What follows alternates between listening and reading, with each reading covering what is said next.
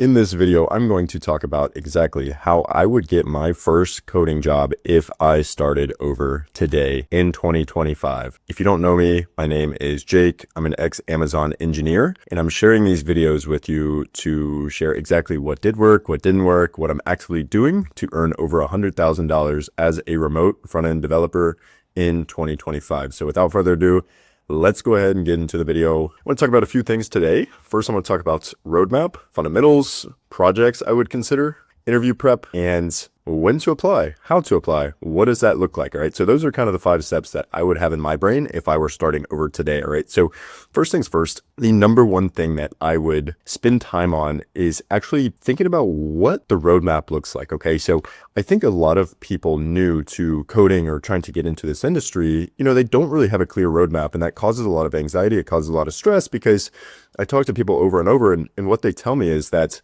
they kind of feel lost. There's so much information out there, and there's so many different resources to actually learn nowadays that you don't know what's right and wrong. You don't know what's a good use of your time. You don't know what's a waste of your time. And you kind of get stuck in this loop that causes inaction, right? What do they call it? Analysis paralysis, where you just have so many options that you don't actually know what to do.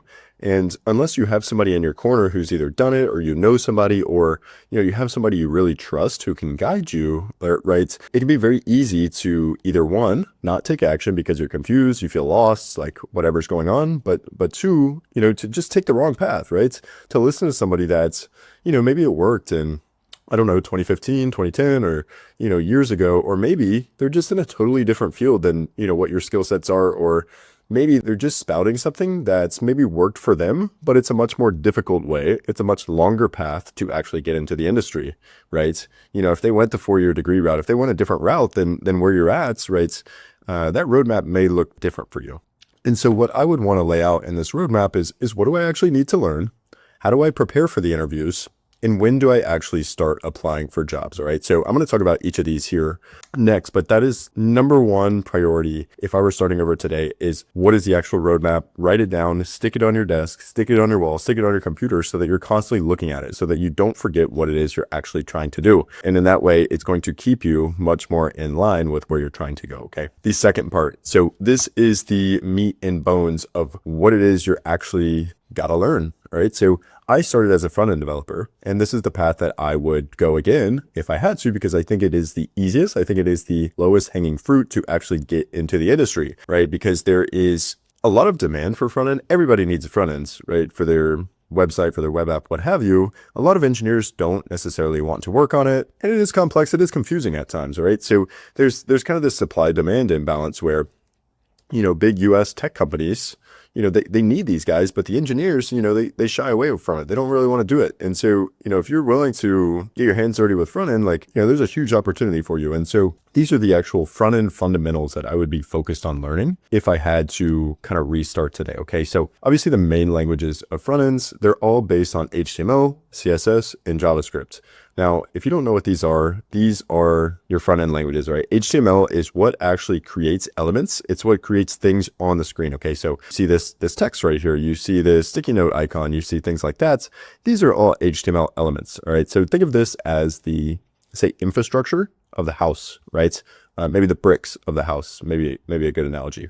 CSS, on the other hand, is the styling, all right? So, this box is orange, or, my computer is a weird color right now. I can't tell if that's orange or yellow, but, that box is orange. This stop button is red. These icons are black. When you hover, these kind of tooltips, they're styled, and they have a little bit of style right there, right? So that is CSS. CSS is what actually styles the page. And it's very fundamental to being a front-end developer. It's right. You're going to write a lot of HTML. You're going to write a lot of CSS, okay? And the third is the JavaScript. So think of the JavaScript is what actually brings this website to life. So if I were to click this stop button, if I were to click this, plus minus button, what is actually happening under the hood? It's like, how does the website know what to do if I click any of these buttons over here, or if I drag this around? All right. So that is JavaScript. JavaScript is what brings life to your website. Okay. So that could be, an analogy might be, I don't know, the people inside your house. If you have workers inside your house, maybe the appliances inside your house, right? I don't have a perfect one-to-one analogy for you, but hopefully that kind of paints the picture of what JavaScript accomplishes, right? And if you're going to be a front-end developer, you'll be writing a lot of JavaScript, okay? So it's in your best interest to get very comfortable with JavaScript very soon. Now, I added 2 more bullet points here of things you should be aware of. You should be aware of Git, and you should be aware of some kind of basic front-end technology, front-end framework, rather. Today, for me, I would choose React because React is most in demand, for one, and it's the most popular, and it's just like a good front-end framework. It's like everybody's using it, and it's developed by Facebook, so odds are it's going to be around for a while because Facebook, in a lot of ways, kind of wrote the gold standard for front-end practices, all right? So React would be a great option just to get your hands dirty, all right? If you're getting into the industry. And so, when I'm talking about fundamentals here, you don't need to be an expert. You don't have to know everything. You don't have to know the documentation front to back, left to right, so on and so forth. And I've talked about this before. It's like you need to understand that as an engineer, you are a problem solver. All right. You are not an encyclopedia, although, you're going to certainly learn a lot of things by heart the more time you spend doing it, but you're not meant to be an encyclopedia. You are a problem solver, and these are the tools that you use as a problem solver, okay? I would learn a little bit of basic React, and I would learn a little bit of basic Git. Git, you can literally learn in like 30 minutes to an hour, right? It's not going to take you long. You don't need to be like an expert at it. You just need to know the basics like git pull, git add, git commit, and git push.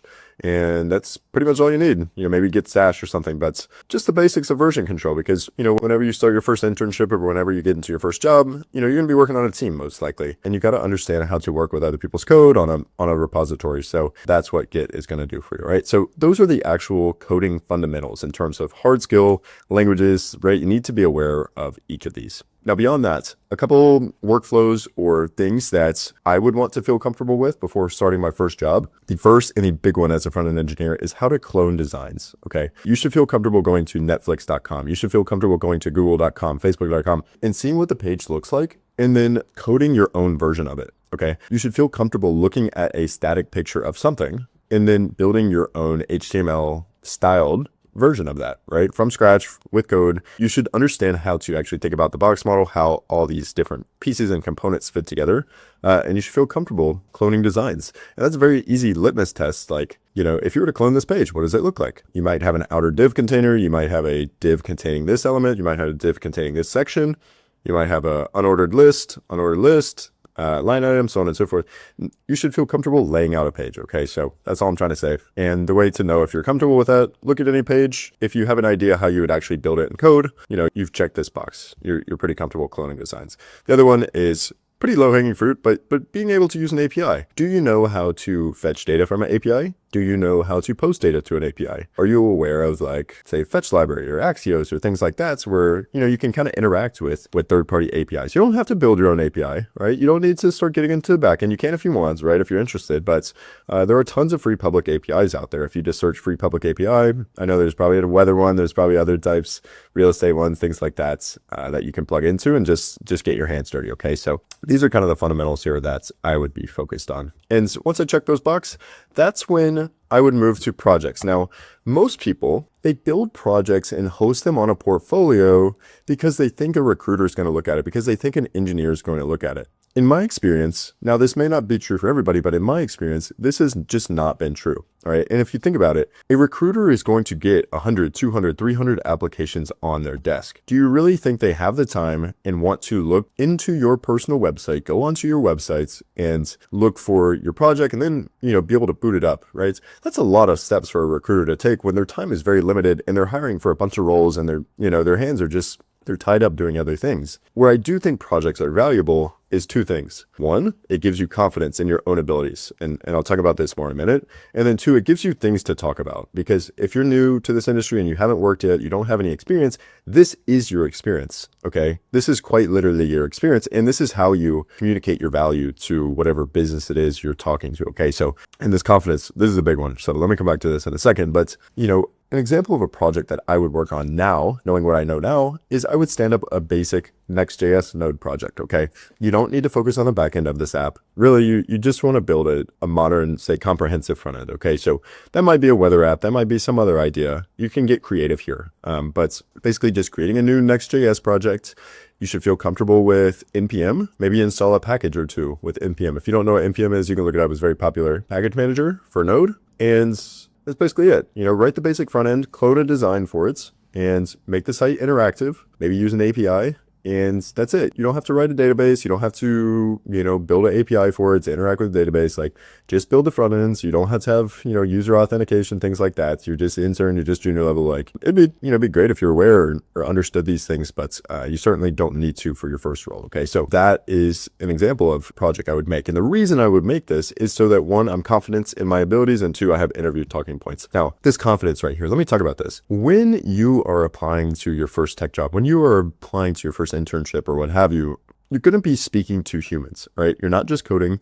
You are not just, hiding behind a keyboard in a corner, like away from everybody else. You are going to speak to a tech recruiter, somebody who's going to screen you. You're going to speak to engineers. You're going to probably speak to like C-suite level type people before you get hired. If you are sheepish, if you are not confident in what you're saying, if you say you can do things, but your voice tells a different story, if you say you can build this and you've used this technology and so on and so forth, but your body language and everything else conveys something different, whoever is on the other side of the phone is going to be very skeptical of you, and for good reason, right? Why should they believe you? Why would they believe you, right? But if you can show up and say, hey, look, I built this Next.js project using this, here's what the app accomplished, that's my experience, and you say that with a straight face, you say that, with confidence, right? That conveys a very different image of you, because ultimately the company is risking not only their money, but their time. And not only their time, the time of their engineers and other people who are going to have to mentor you when you first get into the company. And that's another thing, right? When you step foot into another company, if you're brand new, if you're an intern, if you're a college grad, or, if you're somebody who just got out of boot camp or something, they understand that you're going to need help. You're not going to have it all figured out. And they're going to pair you with a more senior engineer. They're going to pair you with, a team that's going to be helpful for you so that you can get in and start contributing a little bit. Because if you didn't have that when you came in, you would just be overwhelmed and not know what to do. All right. So they understand that, and that should give you some confidence when you step into a place that's, you don't need to know everything, but you do need to be confident. You do need to be a good teammate. Right. So that's the main goal with this project stuff. Build an app or two, have talking points, and be confident in what you're saying. Okay. And after you do those things, after you have the fundamentals, after you have a couple of projects built, it's time to prepare for interviews. Now, what I do not recommend you do is spend a month or two, preparing for interviews. I recommend, maybe a week, tops 2 weeks, dedicated to just making sure your resume is on point, making sure you're comfortable talking about what you've built, making sure you're confident talking about yourself, your background, your history, what you're good at, your education or whatever that is for you. Make sure you're just confident talking on the phone. All right. You can go try to find an engineer to talk to if you want. You can talk to your partner. You can talk to your spouse. You can talk to your girlfriend. You can talk to your friends. You could talk to yourself. You can talk to a wall. But you should feel comfortable talking out loud, kind of like I'm talking to the camera here to you. Okay. You should feel comfortable going on and on and on, talking about yourself without stuttering, without sounding needy, without hiccups, basically, right? You should be smooth, calm, collected. This is me. This is what I do. Here's how I can help you. All right. Spend a little bit of time on behavioral interviews. Once you've kind of gone through a couple recruiter screens, things like that, you should be pretty comfortable in what they're going to ask you, what you can expect from that. Now, the more difficult part is the technical interviews. Okay. So entry level, intern level roles, you're going to have technical screens. Sometimes you'll have coding challenges. Other times you won't. Sometimes you'll have whiteboarding sessions. Other times you won't. You'll have live coding sessions with an engineer. Other times you won't. It's variable, but you need to feel comfortable with a technical interview. Okay. So if you've been writing a lot of code, if you've been writing a lot of front-end code, odds are the language you're going to feel most comfortable in is JavaScript. Okay. A lot of people say to interview in Python and whatever else. And that's great. If you know Python, if you're comfortable with Python, yeah, go write in Python. No problem. But, if you've just gone this front-end path and you need a language to write in and you're preparing for these interviews, just write in JavaScript. When I was first coming up, I wrote in Java, right? Which is probably one of the worst languages you can take an interview in, right? Because it's strongly typed. It's very cumbersome, right? You have to write a lot of characters. You have to write a lot of words to actually get your ideas onto a text editor, onto the paper, onto a whiteboard in front of another engineer, right? So for that reason, it's not a great interviewing language. It's a great language in production, but not great for interviewing specifically, okay? So just grab JavaScript and run. And there's tons of free resources out there. If you just search Microsoft's most asked interviews questions, Facebook's most asked technical interview questions, things like that, there's all kind of data and resources out there for what these companies actually ask, right? So odds are you're going to have to practice a little bit of leak code, right? So you're going to have to sharpen up your technical skills. You're going to have to be able to solve some basic algorithm questions on average, right? Some companies don't necessarily do this. They might hire you on the spot. My first 2 roles, actually. I did not have technical interview questions. It was strictly behavioral. And that made it very easy to get the job. And maybe you get lucky, and maybe that happens to you too, where you can totally skip this technical interview step. And that's another reason I say it's like, don't spend more than a week or two on interview prep. Let's get the ball rolling ASAP, okay? Maybe I'll do another interview on what to actually expect in technical interviews as intern level, maybe even mid-level interview, but that is about basically that. Do some basic leak code to make sure you are somewhat prepared for technical interviews. And last but not least is applying. Okay, so after I've checked these other boxes, right, I had my roadmap, I've learned the fundamentals, I've built a couple of projects, and I'm somewhat prepared. That is when I'm going to start applying for jobs. Okay, so the way I'd go about this is most people, when they're applying to jobs, they do basically one thing, right? They prepare their resume, and then they go to these job boards. They just apply to jobs one by one by hand, very slow. They just type in their little details, maybe even write a CV for some of these companies, and they just pray that one of these jobs gets back to them. And if you're lucky, that can work for you. But the reality is this method is, I don't want to say outdated, but your odds of success are very low. And the reason I say that is because, if you're going onto LinkedIn and just clicking the easy apply button where everyone else and their mother is applying, and you're just a resume in the stack, odds are you have no edge. Because here's the reality. You're going to be competing against people with college degrees, people that went, study computer science, people that maybe even have experience.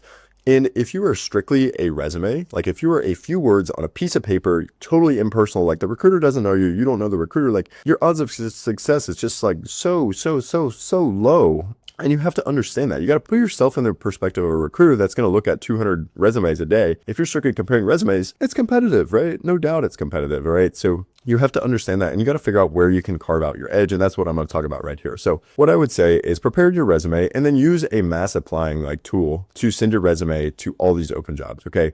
Make your resume and then hook it into a free tool. Just search free mass applying tool or something like that. And what that's going to do is make sure that box is checked for you, right? Maybe it sends off, 500, 1,000 applications for you, and maybe you get a couple interviews out of it. All right. The name of the game is volume on that front. Okay. Because it's competitive, your odds of success on one of these is pretty low. So it's in your best interest to just send off a bunch, but don't spend too much time here because you have other strategies that are going to net you better opportunities or higher probability opportunities. Okay. So that's what I want to talk about now is direct outreach. All right. In my experience, direct outreach, direct connection with key people, that's what gets your foot in the door. It worked for my first internship, my second internship. It worked for my first full-time job and my next full-time job, right? These were all direct outreach. Okay. And I had a pretty decent resume on paper, okay? But all of these were direct outreach, connecting with a human being, and that's what got me in the door. So what does that look like for you? That might be connecting with recruiters or headhunters. You can find these people online, on LinkedIn, on job boards, at career fairs, job fairs, things like that. Just search, Meta Recruiter, or search whatever it is company you're trying to work at. Find the recruiter, find the headhunter, and connect with them. Tell them who you are. Just be a human being. And some recruiters, they place for several different roles, and they always have new roles available. All right.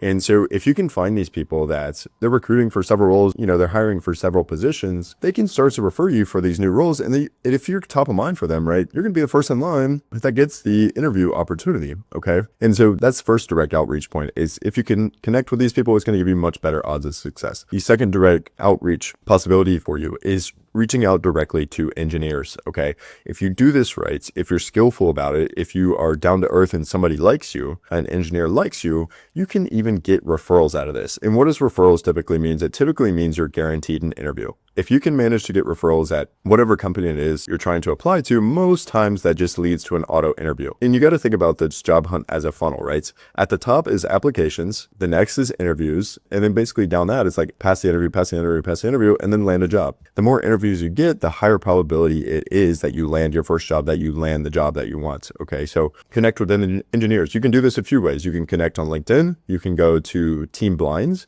I think I've heard somebody talk about, maybe there's another website called Fishbowl. I've never used it. I don't know if that's exactly right. I've definitely looked at Blinds, and on these websites, you can reach out directly to engineers, right? On LinkedIn, obviously, you can send connection requests to engineers at the company you want to be at. On Team Blind, you can say, hey, look, I'm looking for referrals to X, Y, and Z companies. And there's engineers that are willing to, say, charge you $50 or whatever to refer them to your company, or maybe even do it free. Who knows? Because what you have to understand is it's in their best interest to send out referrals too. A lot of these positions will pay $5,000, $10,000, $15,000 for, if an engineer gets placed from a referral. right? They want you to refer their network. And so, if you can connect with these engineers and you sound smart enough, like you're not going to waste their time, or you might actually pass the interview, like they're happy to refer you. And so that's direct outreach, line item number 2. The third, and this has worked for me a few times now, is reaching out directly to founder, C-suite, VP, like connecting with these people first. Why does this work? Why is this important? If you're working at a smaller company, say less than 100 people, the CEO, they know everybody in their company. The CTO, they know everybody in their company. VP engineering, they know everybody. Okay. And ultimately, they are the ones that make a hire, no hire decision. The reason I say that is because engineers are important, recruiters are important, HR is important, but ultimately in these smaller companies, these are the people that make the final decisions. And so in a lot of ways, if you can shortcut the line, shortcut these gatekeepers and go directly to these people, you can give yourself better odds of success. And here's the reality. Most people, when they're applying, they're going to go the path of least resistance, which means they're just going to send their resume off a million places. If you can zag when other people zig and talk directly to these people, you're going to put yourself in a competition pool of one other person, 2 other people, 5 other people, right? It's basically like playing this game on cheat codes, right? If you just do what other people don't, you're going to stand out tremendously. And this is one way to do this. Reach out directly to these people. What do you have to lose, right? So you're not employed there. If you're a decent human being and you can offer value to the business, they want you to apply. They literally want you to reach out to them. All these companies, you don't understand. Like if you read and listen online, all you'll hear is that, engineering is so hard and the job market's so bad and it's so competitive, this and that.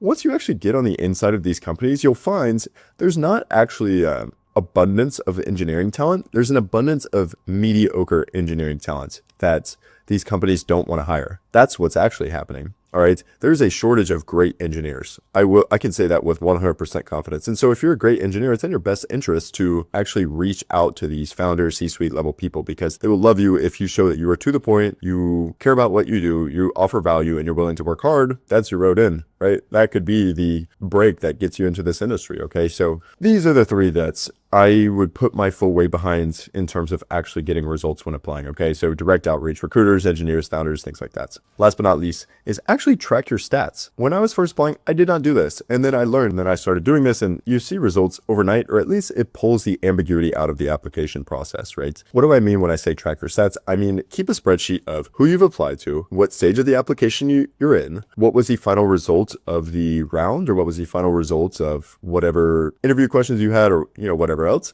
Who is the contact person at the company, right? Who is the email? Who is the support email, the recruiter, or whatever it is you talk to? What is their name? Track these stats. One, it'll stop you from doing duplicate work, right? It'll stop you from doing duplicate outreach, but also you'll start to see patterns in your data of, oh man, I keep failing behavioral rounds, or oh man, I keep failing technical interview rounds. And that helps you to improve so that you can do better next time, right? If you failed, say, 3 technical interviews in a row, well, maybe you're just not super great at the technical interview, the technical part of the interview, right? And you need to practice a little bit before you start into your next technical interview. The reason I say track your stats, it's going to save you time in the long run, all right? And it's just cool to look at, like, okay, I'm not applying nearly as much as I thought I was, right? I'm only doing 5 job applications a day when I should be doing like 25, 50 plus every single day, all right? I'm just not doing enough, okay? Tracking your stats, it's just going to be that mirror that you need to keep you objective, to keep you on the path of landing a job, okay? So these are the 5 things here that I would do if I were to restart on my journey, if I were to go and want to land my first tech job all over again. And that's exactly how I would do it. So if you have any questions, drop them below. Happy to answer them. And besides that, I appreciate you watching this video. Again, my name is Jake. I'm an ex-Amazon engineer. I've done this. I've seen this. I've helped others to do this. If you're wanting to break into the tech industry and you don't really know where to start, you don't really know what to do, or you just want to go about it faster, I've included a free training down below, or you could go to frontendfuture.com. Click those links, go to that website, and I've included that free training for you. You can watch it, shows you exactly what to do, how to do it. You can even book in some time with me. We can talk one-on-one, discuss how we're going to get you into this industry faster. Okay, so again, thank you for watching, and I look forward to seeing you in the next video.